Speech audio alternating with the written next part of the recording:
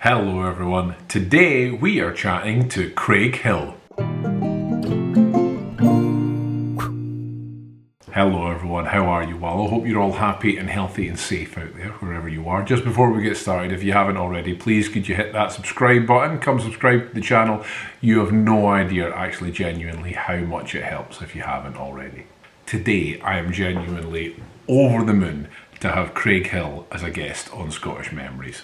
Starting out winning a talent contest at 10, Craig never looked back. Moving to Edinburgh to study at Queen Margaret University, he became one of Scotland's top comedians. He's appeared in every Edinburgh Fringe festival from 1998 to 2018. He also appeared at Tea in the Park, Craig Hill Out Tonight, Just for Laugh, The Scots Factor, Good News Week, and so much more. He's also got a new project online called Living La Vida Lockdown, and if you haven't seen it already, look it up after this. But Craig, hello, how are you?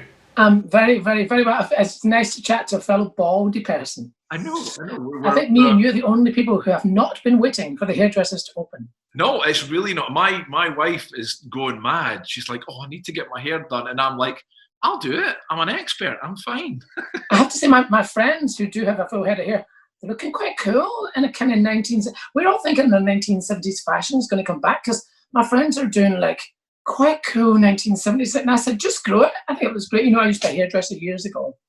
Oh, yes, you were before you started. Yeah. Yeah, I ended up doing a seminar in my garden. Can you believe that? So my friend turned up with his partner. Lockdown. Well, sort of accidentally. My friend turned up in the garden because you're allowed, and they were having a barbecue, and he turned up and went, "Oh my God, you look like Rita Fairclough. Look at the size of your hair." And he said, "Oh, I want to cut it." And I was going, "Well, I can't cut it, but I could talk him through how to cut your hair." So that's what I did. I stood back. I've never done that before. That was good fun. So I was like, turn upside down, get the clippers, put them on gauge 5, go against the grain. Oh, I was really worried. But by the end of it, it was smashing. But he took all the credit because he did it and I didn't touch it at all. I've had to give, we've got 2 dogs. I've got a Border Terrier and a Wire-tailed Dachshund crossed with something, we don't know what. I had to give them a haircut because obviously all the dog trimmers were shut as well, getting hotter, and they were like, you could see they were struggling. So one of my aunties randomly gave me hair clippers, like proper hair trimmers. You cut your dog's hair? That's quite hard. They don't sit still. I know. Well, the Border Terrier, Merlin, he sat perfectly still, beautifully still. But the other one, Neville... Don't say Merlin was magic, because that would be amazing. Merlin was absolutely magic. So he was magic. I was a wizard at it. Neville wouldn't sit still. He wouldn't sit still. So I've had to do the old hairdresser thing. Every now and then when he's not looking, I will get hair in between my fingers, just cut along by my finger. Every now and again, just when he's not looking, just a couple of bits, and then I seem to be getting away with it. But it's like an ongoing project to try to give him a haircut. I know, you don't want to mess up a wee doggy's haircut. No. By the way, have you noticed my background? It's beautiful. Yeah, it was a photograph I took of Edinburgh when I flew in one day, and it was just a fantastic, clear day. And I was like, oh my God, you can really see that's Arthur Seat, obviously. I think this is Duddingston Village. And that there, which I'm trying to point to, is the Meadows. That's the Meadows. Myself pointing to it as well, going, oh yeah, that's that. And I'm like, no one can see what I'm pointing to. That's pointless. I know, I love taking photographs on planes. I love taking photographs generally. That's a beautiful shot, though. It really is a beautiful shot. I know, I was quite chuffed with it. I was like, look at the Edinburgh on that.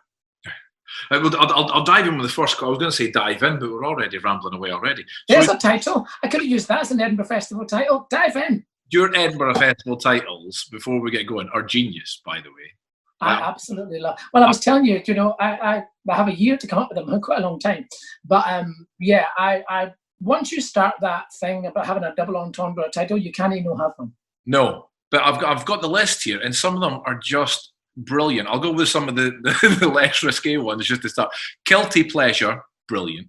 Yeah, I like that one. That was fun. Jock's Trap is genius. It's funny, I was less keen on that one because I couldn't think what to do in the photograph. It was much harder image to come up with. Tartan About is brilliant. Tartan About. I like, my favourite one is, well, am I allowed to say the rude ones on your nice channel? Yeah, of course you can. Why don't you come down the front? that made me laugh because people were genuinely a bit afraid to come down the front, and I thought, well, there you are. So. Me and my wife have seen you many times. In fact, from the first time we've seen you, and which I think was about 10 years ago, we still quote one joke all the time, which was a throwaway line of yours. But it is one of those things that I'm always like, I can't, if I go to the front, he's bound to get me up. He's bound to get me up. But it's a big show. Yeah, it is. Yeah, what was it? Do you remember what it was? The joke. Was it a line? Just a line? It was a throwaway line because at the time we were living in Portobello and there was a shop called Clay's.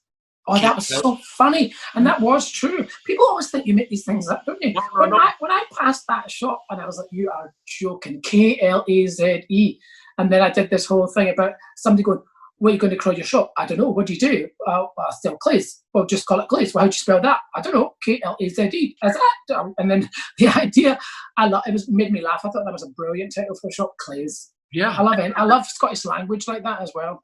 It was brilliant. And we were, since we just lived along the road from it all the time, we knew it. We knew the shop because we'd laughed about it. And then as soon as you said it, we were just like, Clay's, guess what it sells? Guess what it sells? I know, I love that. But I mean, that happens all the time. I remember being in Australia and seeing a dentist called The Whole Tooth and Nothing But the Tooth. It's like, that is inspired. And then it was a photography shop that said, hang the kids, frame the wife, I don't know, shoot the family. And it was a photography shop, and I thought, I love when businesses don't take themselves too seriously. You can. Like Rejects in Kirkcaldy, that doesn't even sell rejects. Brilliant. I love that one. There's also, there's an advert that comes on the radio every year at Christmas on Fourth One and things, and it's for Vittorio's and La Favorita, and it's Tony from a thingy, and it always makes me laugh because it was going, genuine Italian food and that, come to La Favorita. You're joking, Not right? even a hint of an Italian accent. no, the thing is, it's almost like he's trying, but not really. Genuine Italian food and that, it's just right.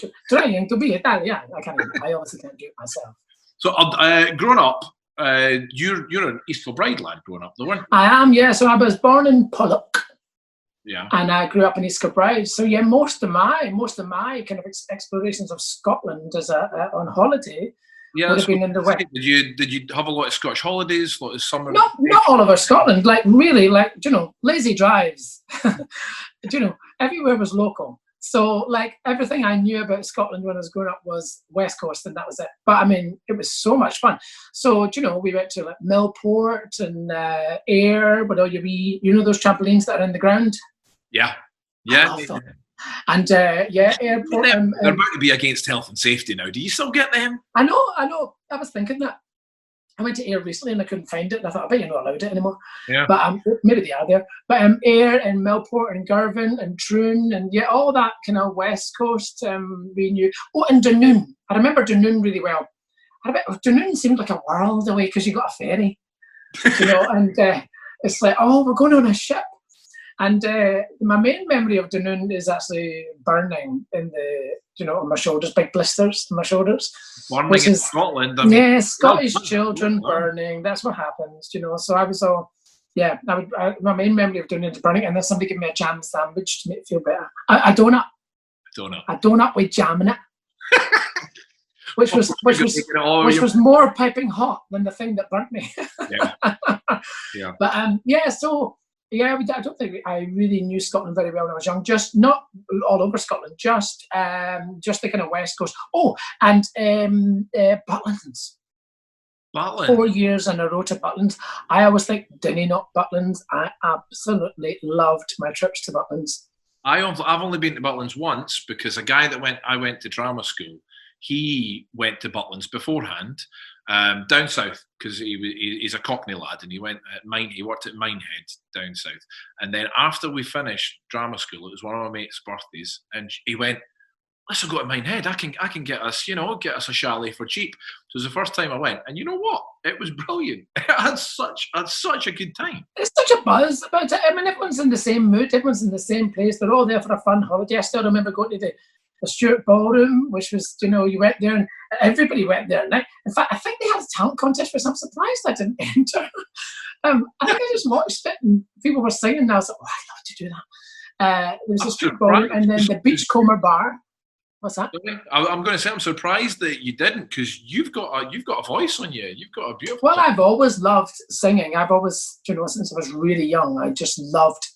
Say, I just watch people on TV and think, "Oh my God, that's amazing!" So, I remember we grew up listening to Christmas in Motown. Don't know how that happened. And so I'd listen to I'd hear Stevie Wonder going, this is a weird song. He was saying, "One day at Christmas, men will be boys, playing with bombs like kids play with toys." I was like, what? I never even listened to the words. I just thought, what a lovely melody. He's got such a gorgeous voice. And that's one of my favourite Christmas songs. And it's a weird one as your favourite choice. But it's because of Stevie Wonder. He's amazing. So anyone I like that, Ella Fitzgerald and all those kind of singers. And who else? Barbara Streisand, obviously, because that's the gay law. Yeah. And but her voice is amazing. I mean, absolutely even amazing. Now, she did a good duet album not that long ago. Yeah, she did. She's brought it down every notch. She sings in a lower register. But yeah, so what was that? It's funny how you got off on a tangent about Christmas.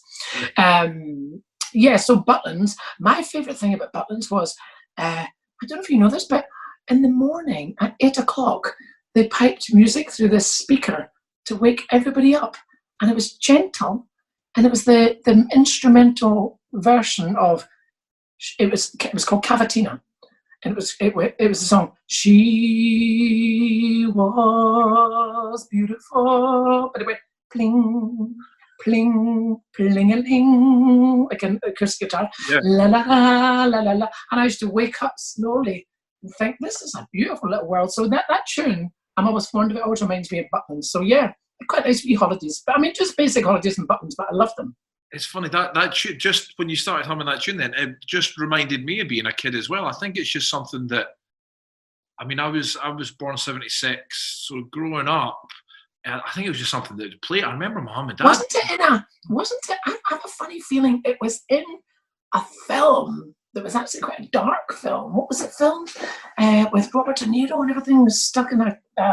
Was it the Deer Hunter? What was it? The Deer Hunter. Yes, I think it might have been in the Deer Hunter. Yeah. It seems strange for such a gentle song. I know, but it just, as soon as that, I went, I know that tune, and all of a sudden, it's one of these ones that sticks in your head. 5 years old, sitting in the house. I know, what a lovely way to wake up, in Butlins every morning. Yeah, wake up, everyone. We're going to shoot some deer. Come on, off we go. Yeah, exactly. I'm going to do that. I'm going to put that music on one morning and just wake up again. Oh, I'm in Butlins. I pretend I'm in my chalet. So, but you're performing and you're always touring all over Scotland, like constantly. You're up in every year, generally going. So, I mean, you must be getting to know the place fairly well now. Is there a place that you go, oh yeah, let's go there, I love it, or oh yeah, we're going there, brilliant? Yes, yeah. The nicest thing, that's my favourite thing about my job, is getting to travel. Yeah. And the nicest thing is when you discover places you've never been to. So when the people of Stornoway said in that beautiful accent, it's a beautiful gentle accent, I always think they're putting it on, but they're not. That's the way they actually talk. It's a lovely accent. And when I went up to Stornoway to do Anne Lantier, which is the name, I think it's actually Gaelic. It sounds like a local drag queen, Anne Lantier. But anyway, it's the name of their theatre.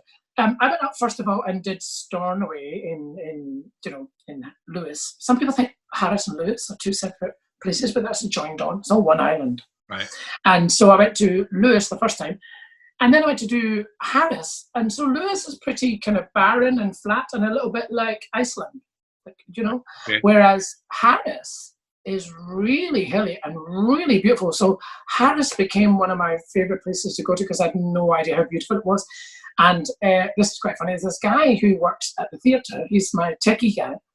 He just happens to have a 1970s 18 van that he says to me, so I go up a day before and he goes, should we go out in the van? So we go out in the van and he takes me all over the Harris and Lewis to anywhere we've not seen before. So we went to a couple of fantastic places. So one of my favourite places in the whole of Scotland is Luscantire Beach, which has been, I think it's been voted one of the top 5 beaches in the world because it just goes on forever. It's unbelievably beautiful. And it was everything that people told me it was going to be. When I got there, I was like, oh my God, this is beautiful. And then one of my favourite buildings, I was asked that once, what was my favourite building in Scotland? And that it was in Harris as well, which was the West Harris Community Centre. and it's called Tallanamara. I was really And, thinking to say like, oh, it's a beautiful castle or something, and then well, no, it was the fact that they asked the local people who they wanted to build it and what material they wanted to build it, and I thought that was an amazing thing to do. And the local people chose this company, I think, from Skye, who did Scottish larch, and it's just beautiful. It looks like something you'd see in Norway or Sweden. It feels very Scandi. Yeah. And it's this beautiful wooden building, beautiful structure, the West Harris Community Centre. And I love the fact that it did everything that it should do. You know, it was the wedding venue, it was the local disco, it was the library, it was, you know, anything you wanted it to be. It was a cafe. And my favourite thing is it had this really cool, I would call it an infinity cafe. You know, when you look at an infinity pool, you look out to see the water and then you see the land, you don't know how it ends. You know, it's so beautiful. They had this wooden decking that just ended with no frame, nothing around it. Health and safety would have gone mad. No frame around it, but it's really beautiful. So that's one of my favourite. And again, you know, you don't always get to go to those places, do you? That's my favourite thing about comedy is you end up going to places that my friends might go to at some point, but you have to make the time to do it. Yeah. Whereas I happen to be there. So I've got into the real routine now. If I'm in a place, I try not to waste being there. But that's harder if you're touring and you're doing like a Friday night in Arbroath and a Saturday night in Aberdeen. Yeah. Because you don't really have that much time to see the city. So weirdly, I end up knowing cities in England more because I'm there for 3 nights in a comedy club. So you're staying over. So most of the places in Scotland I'm only there for 1 night or something. But I've really got to know the people. That's quite good fun. I love that, and I love knowing how far you can go. And I do try and do local references and do a bit of research about the places that are local. But what it's left me with is an appetite to go back to all those places. Do you know, like when I go to I love cycling. And when I go to Aberdeen, every time I come on the train, there's a kind of huge park, but I noticed there's no railway. That would be my dream, to have the time off, should do it right now, to cycle all over Scotland. I would absolutely love that, on old railway routes. It's one of the things, because I don't know if you won't know the kind of people that really watch the channel a lot, but it's a lot of expats and people with Scottish ancestry and things like that. And one of the thing that people ask for a lot is good biking trails around Edinburgh. Well, yeah, I discovered this thing recently. Well, when I cycle around, what's really weird is this lockdown it's been a bit of a gift for me, because I would normally feel quite guilty getting out on my bike. I think, I've got stuff to do. I can't be hanging. Get back to the house. Do you know, I love the idea of cycling for a couple of hours, but I wouldn't normally allow myself to do that. But at the moment, because we were all being encouraged to leave the house, I kind of thought, oh, well, do you know, I probably should go out and have my wee jaunt. So it's quite interesting. I started off just like going up town and having a walk around, and then I was getting bored of it, and I thought I need to make this interesting. So I started writing a list of all the places in Edinburgh I hadn't been to for years to go and take photographs of them. Yeah. And then it went from photographs to reading historical kind of facts about them, and that was when it became interesting. And now I feel like I've really fallen in love with Edinburgh in the last 2 months, more than I always loved it, but I've discovered lots of stuff I didn't know. I knew about all the old railway routes. I knew how peaceful they were to cycle on. I mean, they're a bit more busy at the moment, you know, because there's no traffic, there's no cars, there's no traffic lights, and you can just go along quite calmly. I think it's a lovely way to spend your day. My favourite journey is probably going up the canal, because a lot of people, I'm amazed at people who don't know Edinburgh doesn't have a canal. Yeah. But going up the canal is beautiful, and then turning off at, where is it, Collington, going over the road and going up to Curry along the forest, going Collington Dale and Craiglockhart Dale. Oh my God, that would remind me of a holiday I did in Germany once. That is a gift, having that on your doorstep in Edinburgh. So that's my idea of escaping. It really is. We're really lucky. 2 things before I forget them both. One, Up the Canal is beautiful. There's another show title for you. I actually thought that as I said it. I thought, I bet he's going to pick up on that. And 2, like obviously you've just started the 11 Lavina lockdown videos. Yes. That's cycling about as well. I mean, that. Yeah, I should explain what that is. Yeah, I mean, really, it's about we've done about 6 of them. Right. So basically, I was just going on Facebook and writing down what I did with my day, and then writing out some of the facts I found. So, for example, when I found that amazing rainbow tunnel, I mean, that if I was a tourist and I was from America and I was listening to this and 2 baldy guys were chatting, that's what I would write in my list of things to do. go and see a community art project where they took an old tunnel that was, I remember cycling through that. It was dark and dimly lit, and it was fine, but it wasn't that scary, but it was just dark. And they've just turned it into a fantastic mural, fantastic community project. And so I saw it, took photographs of it, put it on Facebook, and then my friend who runs a production company said, we should film some of these. They're really interesting things you're finding out. And then, the fact that they took a Robert Louis Stevenson poem about being on a railway carriage and then used that as the writing on it, I just thought it was so lovely, really lovely. So that's the kind of thing I'm trying to find all the time, is something that you look at and go, I can't believe I did not know that about Edinburgh. Do I hear some interesting facts about Edinburgh I've discovered? Yes, please. This is brilliant. Did you know that Charles Dickens was in Edinburgh all these years ago, and he was doing an event, and he went for a wander, ended up in Canongate Kirkyard, and when he was there, he saw a gravestone to a guy called Ebenezer Lennox Scroggie. And on the gravestone, it said, he died, he was a mean man. And Charles Dickens put in his diary, I can't imagine what kind of life somebody would have lived to have something on the epitaph that said he was a mean man. And that's where he got the idea of Ebenezer Scrooge. But he misread it. It said he was a mailman, and he was actually a corn merchant who was actually a very generous man. And he had lived, and sadly that gravestone isn't in Canongate Kirkyard, because in the 30s they destroyed they renovated it and didn't realise how relevant and important it was.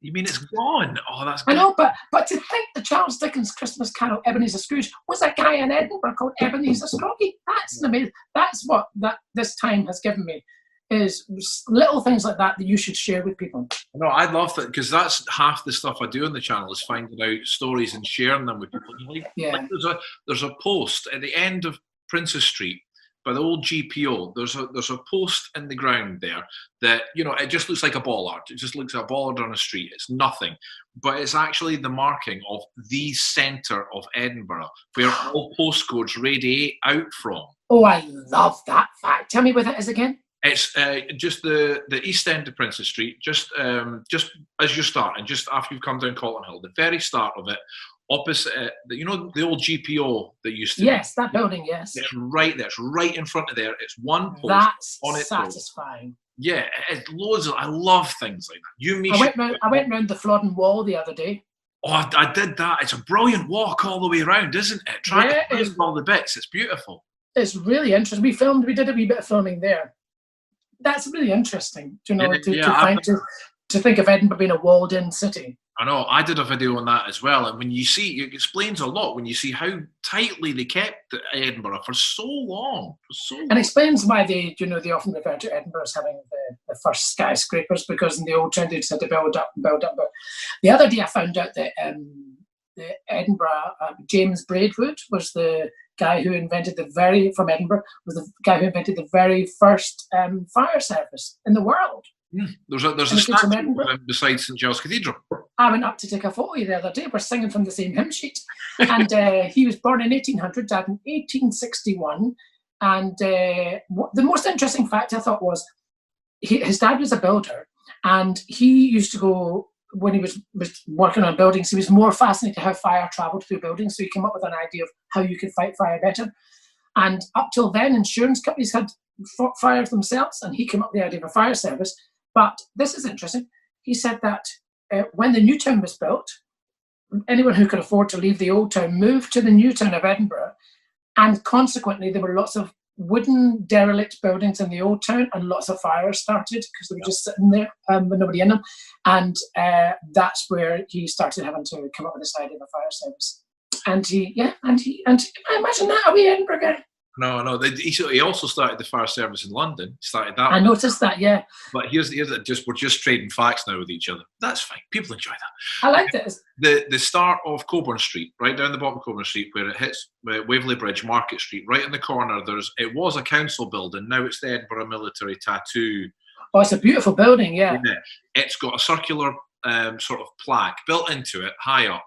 And there used to be fire brigades for your insurance. So you would insure, and then people would come out and put your fire out for you if you were insured, before there was a proper fire brigade. Yeah. A circular plaque on there that's what it is, so that you knew who was going to come and put your fire out if you were on fire. So you wanted to be next to one of these buildings because they would put out a fire of your building or either building beside you.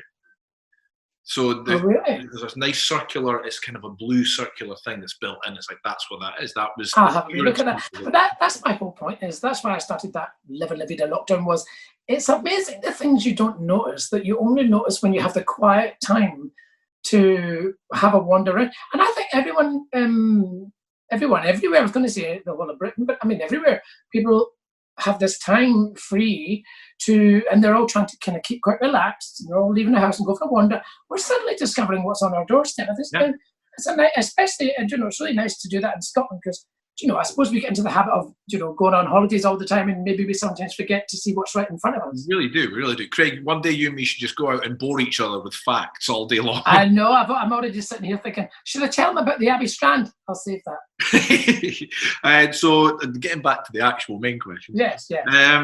You probably were on talking about Edinburgh, actually. I'm trying to make it seamlessly go in. When we're talking about Edinburgh enjoying, you've hosted Hogmanay here. I didn't really. Didn't you? Well, I did it on TV. Yeah, I did it on the year. I did it on the year it was cancelled. Hogmanay, as I like to call it.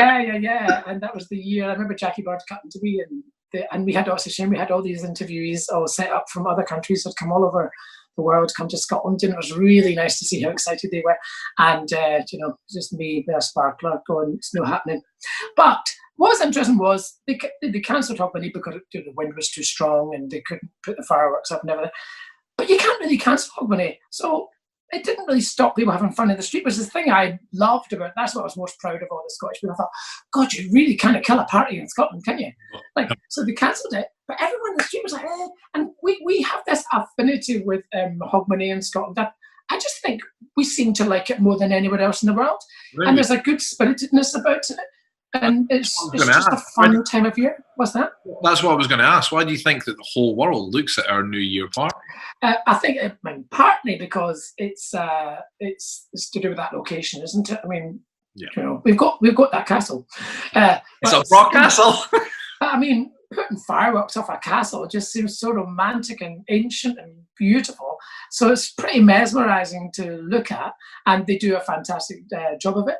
And I think if you can have a concert next to such an old castle with that level of music, I mean, it's euphoric. Yeah. So I think it's a big attraction for that reason.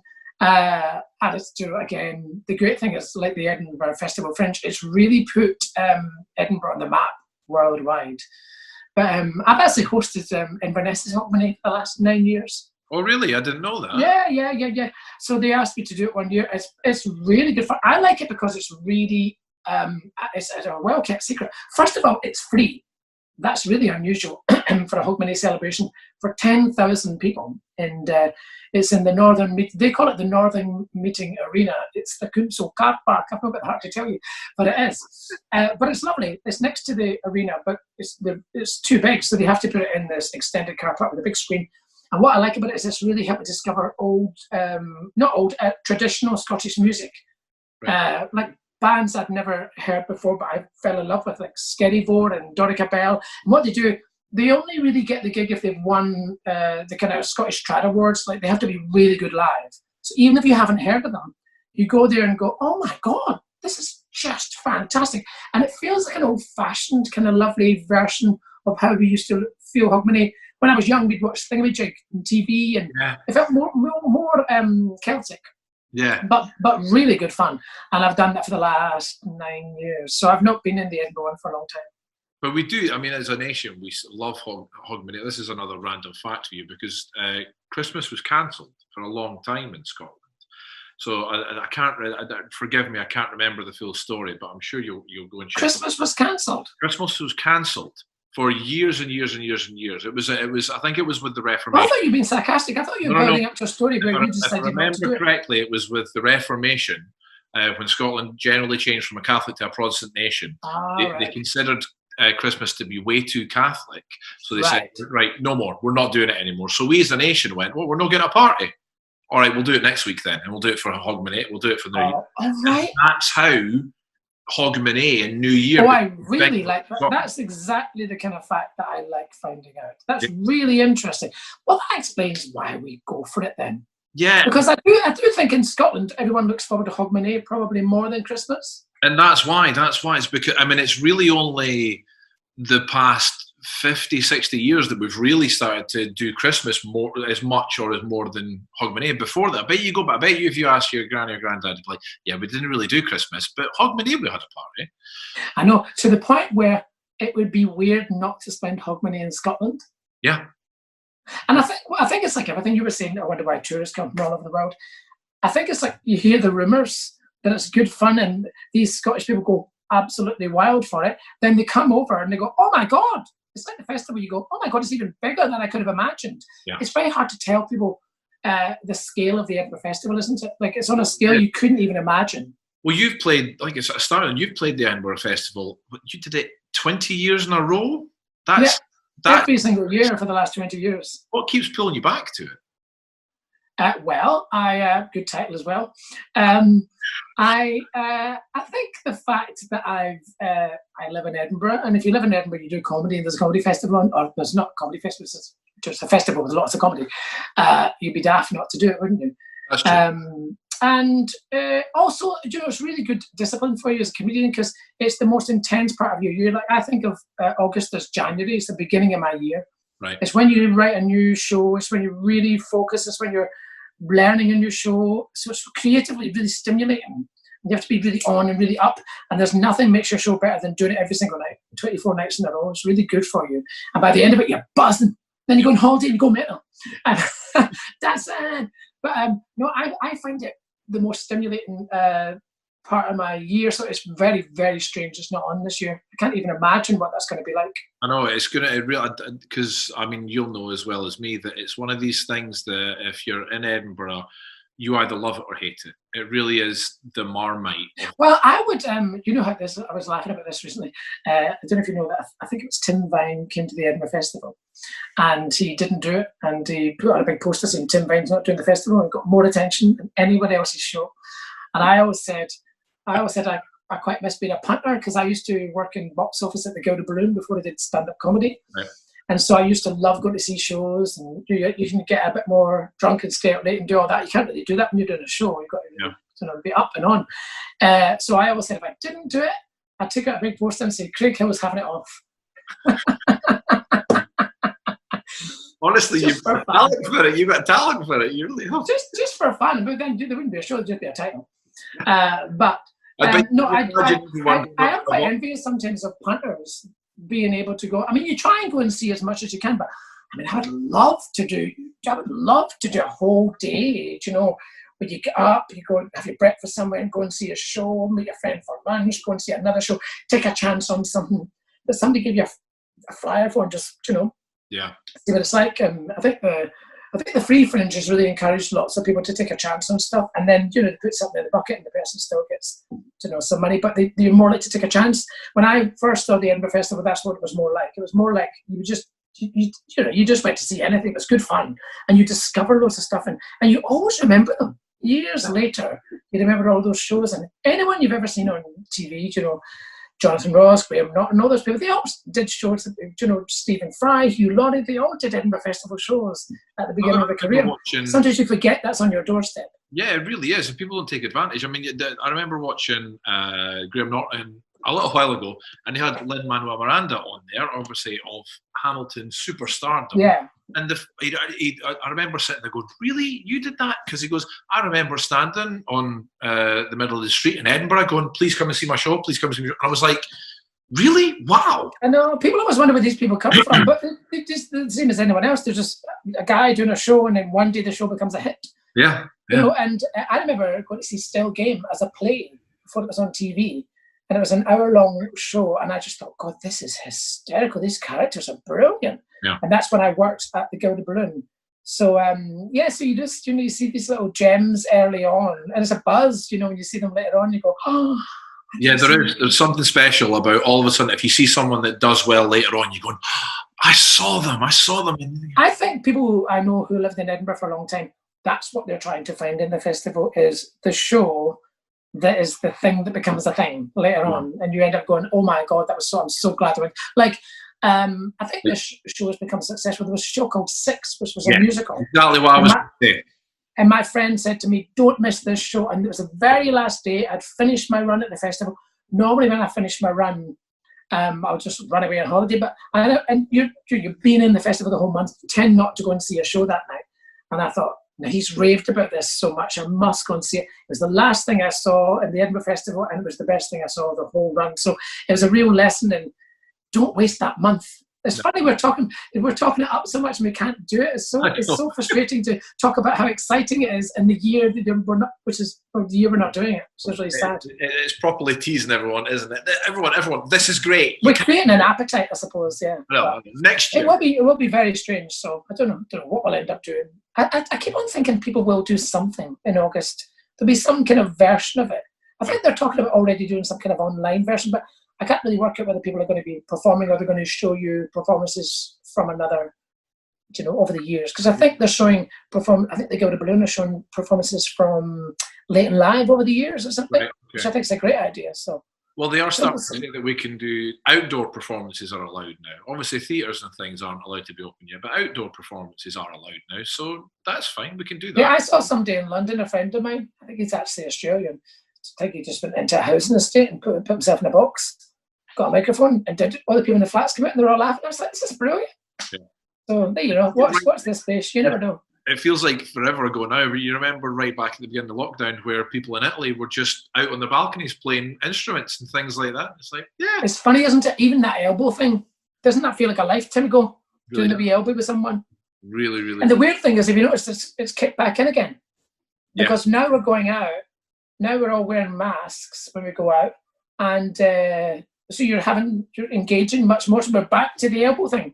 Yeah.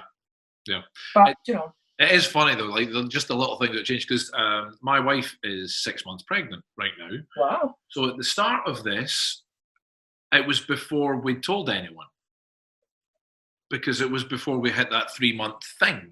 So, yeah. And obviously, Kirsten's been locked away because she's high risk because of that. Of course, yeah. So no one's seen her. Everyone saw her beforehand, before she had this bump, and now she's over 6 months. There is a round little girl. You see your magical baby bump, lady. I love that. You're right. Nobody's seen the journey. No one's seen the journey. No, all of a sudden she's just going to go out and see her friends, and they're going to be like, "Oh, wait a minute, what did you do?" Yeah, my God, you've not wasted that 3 months. We have joked that, because obviously during lockdown. I don't know if I'm allowed. Are you allowed to congratulate somebody on? Well, congratulations on the oncoming birth. I mean, can you congratulate a mum and dad before? Let's just say congratulations on being pregnant. Let's say that. Thank you very much. I appreciate that. We've joked as well, because obviously, when this all started, everyone sort of went, "Oh, in 9 months' time, there's going to be loads of babies coming out," because everyone's locked in their house, and we're like, well. We were before. Ours is going to be the oldest in the year, telling you all what to do. Oh, that's true. That's true. Oh, that's sweet. That's sweet. But yeah, so. So I like to finish off with these. I don't like quick fire. Difficult decision. Oh wait, there. Actually, before I do, top tips. Have you got top tips for anyone? Yes, I have. I've got a couple of really, really good top tips. God, there's a fantastic hotel in Balquidder called Monaco Moor. Have you ever been there? No. Oh my God, it's beautiful. I can't remember the name of the loch that it's near, but it's gorgeous. And it's a one-track road along to the loch, run by this couple. It's just fantastic. Really beautiful place to stay. If you want to treat yourself, there's a room with a steam room. And but the food there is fantastic. So they've got quite a few. They've got Monaco Moor in Balquidder. They've got the Moor 84, which is a beautiful kind of more modest kind of motel. They've got a nice kind of bakery and calendar, which is their stuff. They're just a brilliant place, and I love it. But the food is fantastic. And my other top tip is in Perthshire. There's a hotel called the Grand Tully Hotel, which is it's spelled Grand Tully, but it's pronounced I think Grand Tully. And again, fantastic food, really lovely accommodation, beautiful staff. It's just a find, just next to the Highland Chocolatier. What I'll do is, just in case anyone's watching this on YouTube instead of the podcast, I'll put a link to both those places in the description. Yeah, they're really good. Oh, and the other one is Edinburgh, beautiful restaurant in Argyll and Bute. With wee pods. And my final thing, which is when I went to Reykjavik in Iceland, we were in one of those outdoor kind of pools, naturally heated. Yeah. And then I thought, I wish we had this in Scotland, because we're freezing. It'd be wonderful. And I discovered it in Scotland, but it's not natural, but still wonderful. In Portavadie, Portavadie, Portavadie, Portavadie. I think I can spell. Anyway, I think that's in Argyll as well, on the west coast. And basically, so it's, it's not naturally heated, but it's a pool outdoors beside a loch looking on a mountain. It's amazing. So have they got a radiator under the bottom of the pool or something? I don't know what they've done. I think they've plugged it in. But it's not like, the pools in Iceland, this is all volcanic and stuff. But I find, and they're my top tips of things to do in Scotland. I think you're going to end up with us going there. No one, everyone forget what Craig just said. We want it to ourselves, I know. And God, it is a find though. Being in a hot pool outdoors, isn't it brilliant? Yeah. It's even better when you're brass monkeys. True. Here's another secret thing for you. I don't know if you know this. Excuse me, as I choke away. When we're talking about radiators there underneath things, did you know that there's a radiator underneath the mound? Yes, I did know that. I did. They called it an electric blanket. Electric blanket underneath the mound. And it was to stop. It getting icy in the winter because it was quite dangerous. There, yeah, we both knew the same fact. I was quite chuffed with that. And they never use it because it's too expensive to run. Yeah, exactly. I love that. There's an electric blanket in the mound that they can't plug in. I know. Isn't that brilliant? And did you know that connection between the old town and the new town came about because there was a tailor who wanted people to come up to the new town. So he built a makeshift walkway of planks and stones before the mound was there.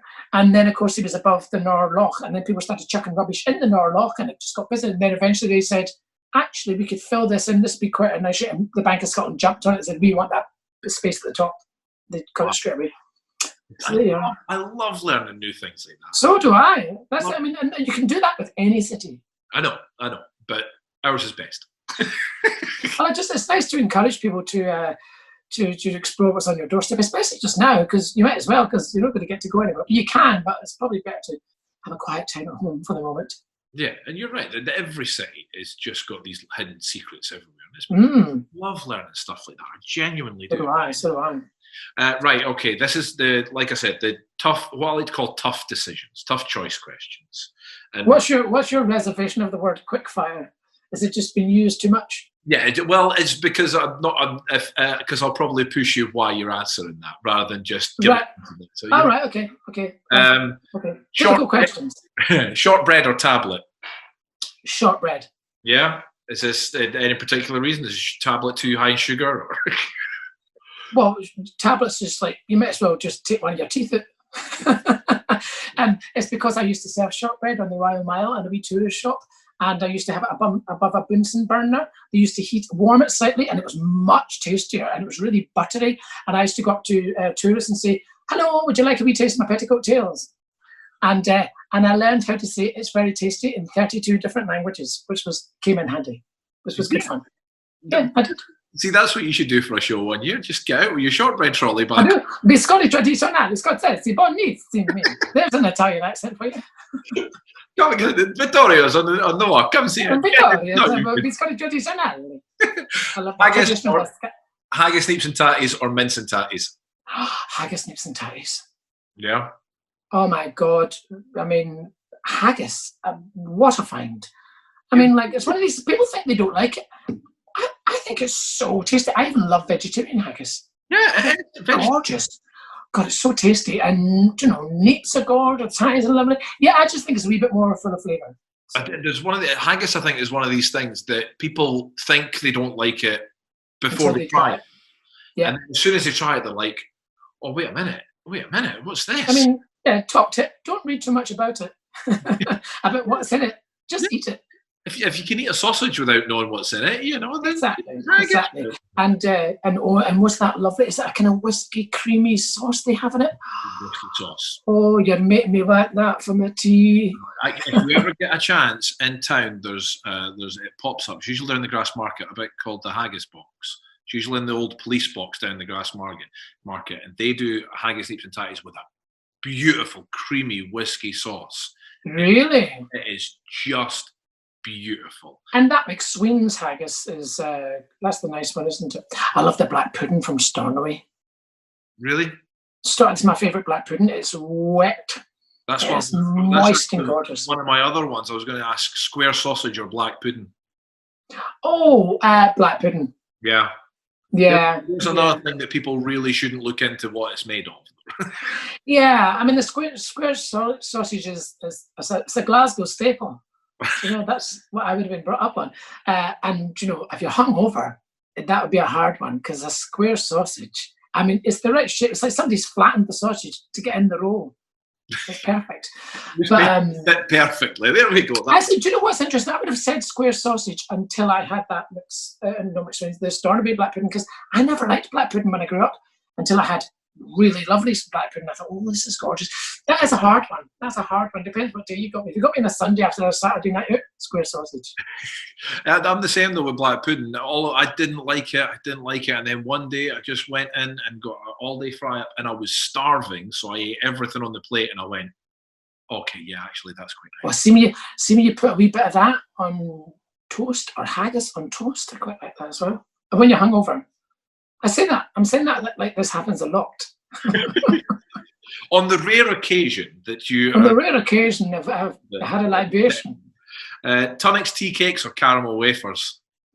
Oh, that's a good one. Well, that is a good one. Because, you like the bite of the caramel wafer and the doinginess of pulling it out your mouth with all the caramel. But the Tunnock's, it's the Tunnock's tea cakes. I mean, I don't even know what that foam is. I don't know what it is, but... It's like a weird melted marshmallow that never goes solid. And if they were in a beauty contest, Tunnock's tea cakes would win, wouldn't it? Oh, absolutely. You bite into it, you've cracked the top. I don't know what the foam is, but the wee biscuit's nice. Yeah, Tunnock's tea cakes. I've started, I don't know, I've gone through a wee phase of retro biscuits during this whole, I never normally bother with biscuits. One night I'm going up getting a fig roll, do you know, and then I went and got my Tunnock's tea cakes, my caramel wafer. Oh, I had wagon wheels the other day. Wagon wheels. I've got a wagon wheel in years. Although they're smaller now. They used to be bigger. I remember. I know. You're like me. I thought I'm getting conned here. Yeah. I thought there'd be a tiny wagon. I know. With wheels like that. and by the way, is that not the same foamy thing? What is in that wagon wheel? It's more doingy. They probably fill the wagon wheels with the leftover stuff of the Tunnock's tea cakes. That'll be what it is. Yeah, maybe a wagon wheel is just a poor man's tea cake. I said they're not. They're both fun. Get it in the packet. That's what it is. They've just got a tea cake and flash. Absolutely. But good questions. Iron brew or whiskey? Iron brew. Yeah. I can't do whiskey. I tried. I think when I was a teenager in someone's house, someone's dad said, "Do you want to be Hoff?" And I thought he meant a Hoff lager. I'm like, aye. And I sat there going, oh, like blowing my head off, going, what is this? And I thought, oh God, it's really strong whiskey. I mean, I've tried to come down to whiskey, and they've started doing more, started adding more interesting things to try and make whiskey less strong. But you either love whiskey or you don't, and I just find it too strong. And yeah, it's a shame. It's a nice thing to be into because there are so many fantastic brands of gorgeous whiskies, and I wish I had a kind of flavour for it, but I don't. So iron brew, yeah, I'm terrible with iron brew. Do you know what I do? I like the brew, but I don't like the gas. So I get an iron brew, I pour half it into a pint glass, I get a spoon, shake all the fizz out, get the other half of the bottle, shake all the fizz out of that, and I love flat, cold iron brew. Iron brew? Flat iron brew. I can't take it gassy, it's too gassy. I'll give you, it is very, very gassy, but oh. Well, all I want is the sugar. Well, that's fair. It tastes more syrupy. And yet you don't want tablet for the sugar.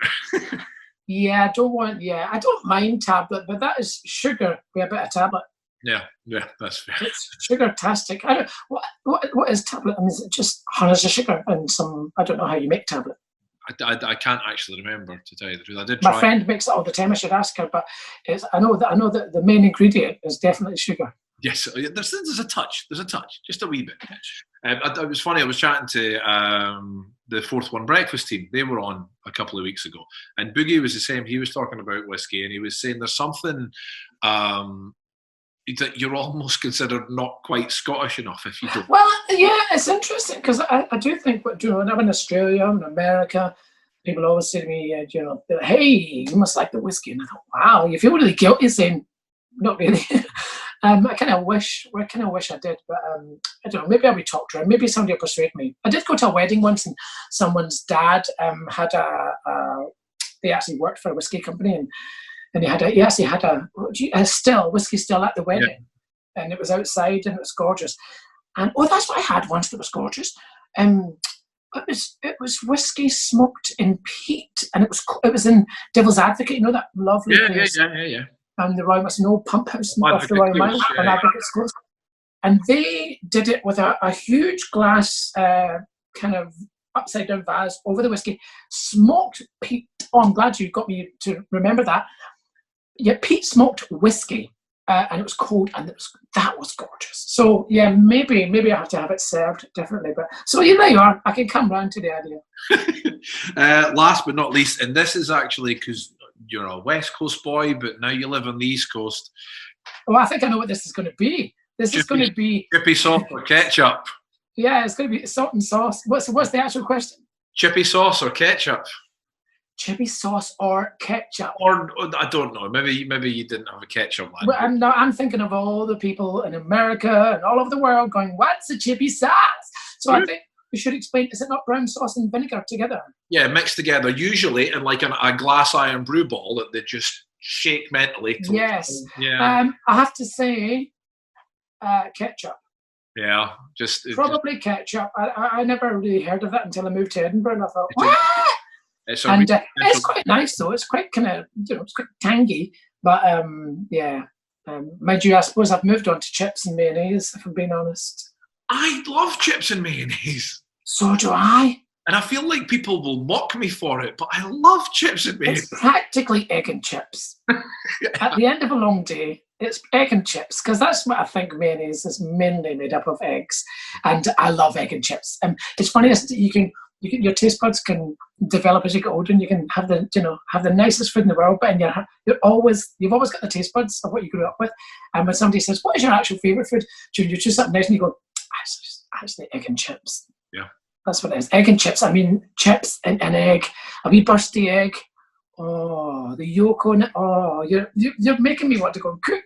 I know, but you're right. Sometimes you just want to go, you know what? I just want beans on toast. Sometimes you just want that little taste of home. Oh, especially on those hangover days that never happen. Yeah, never happened. Guess what I did the other day? I can't believe I'm going to confess this to you. I'm ready. I added mayonnaise to the beans just to see what it was like. Gorgeous. Gorgeous.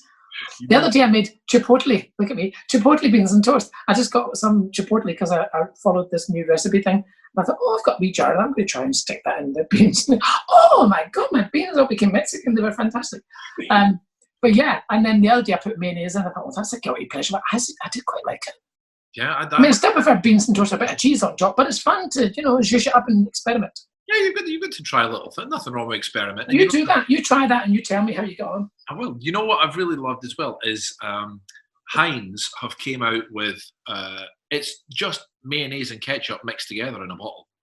And that's a prawn Mary sauce, isn't it? Yeah, essentially, yeah. More or less. I love it. I'm putting it on everything right. I've never even heard of that. That sounds exactly like my beans and mayonnaise. Yeah, I don't know if it's just like a temporary thing, one of these, there we go, you can have that, but try it for a little while. But honestly, I'm putting it on everything. Do you know what I like? Do you know what I really, really, really like? No. Big Tom. Big Tom. Do you know what Big Tom is? No. Basically, a Bloody Mary without the bloody. It's a Virgin Mary. And I only got into that because I was on a flight once, and I think British Airways specialise in really, really nice Virgin Marys. Right. They just get the balance right, the Tabasco sauce and everything. And it's a bit like gazpacho, like cold Spanish soup. Yeah. And I was on a plane, hungover again. A lot of that happened. And I remember thinking, I quite fancy soup, but I'm not going to get soup on a plane. And I thought, I bet I'll try a wee tomato. Oh my God, that's the best. Oh, it is like having soup. Right. So a Virgin Mary, I absolutely love it. And then, so this company, Big Tom, started doing it. So now British Airways use that instead of trying to make it. And I thought, I don't know if I'm going to like this. Oh my God, that is my favourite drink. Tomato. I wouldn't even think to keep tomato juice in the house. No. But a Big Tom is perfect for those wee days where you feel like you want to be, up there with Iron Brew, I think. Not that those days ever happen. Those days never happen. No. But, you've got to keep it in case they do. Just in case. Craig, but, when we go back to partying, once this is all over. If we're all allowed to have a party, yeah. A social thank God none of us are drinking at Zoom meetings. That's disastrous. The problem with those is no one tells you when they're supposed to finish. So they go on and on and on and on. I mean, in real life, at least the pub was closed. Yeah. That's true. So, yeah. So, eventually someone kicks you out. That one just keeps going and going and going. You have to kick yourself out your own house. Grab yourself and just go, right, I'm out. Right, you, Zoom. This is long enough. So, Craig, this has been absolutely brilliant. Thank you so much for sharing your time. You're very welcome. It was good fun. Thanks for letting me share my background. Keep yourself safe. I will. Thank you so much. There you have it, guys. A lovely chat with Craig Hill there. How was that? Wasn't that good? Craig is genuinely one of the most loveliest people to chat to, and I cannot thank him enough for coming on and being a guest on Scottish Memories. Next week, we are talking to a fellow YouTuber, one of Scotland's biggest YouTubers to be, in fact, Sean from Sean Vlog. So don't miss that one. But remember, if you haven't already, hit that subscribe button, leave a comment, give the video a like, or leave a comment and a thumbs up on podcast wherever you are listening. But keep yourself safe out there. Till next time, bye humans.